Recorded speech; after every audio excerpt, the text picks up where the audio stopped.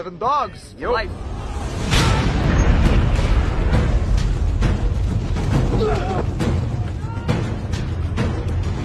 أعلن المستشار تركي الشيخ رئيس هيئة الترفيه السعودية إتمام تصوير الفيلم العالمي The Seven Dogs، وهو يعد أضخم إنتاج سينمائي عربي في التاريخ بتكلفة بتوصل ل 40 مليون دولار. وكشف الشيخ تفاصيل كتير متعلقة بالعمل اللي بدأ تصويره في شهر يناير الماضي بفريق عمل محترف من 43 جنسية حول العالم.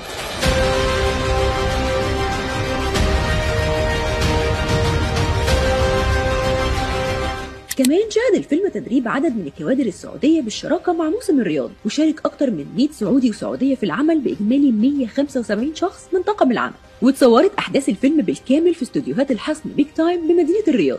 العمل من بطولة كريم عبد العزيز وأحمد عز وناصر القصبي، إلى جانب نخبة من نجوم العرب.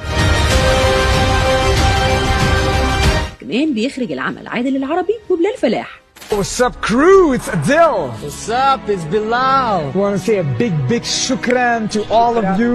For this past 2 months we made a kick-ass movie. Working hard, thanks to you. Love.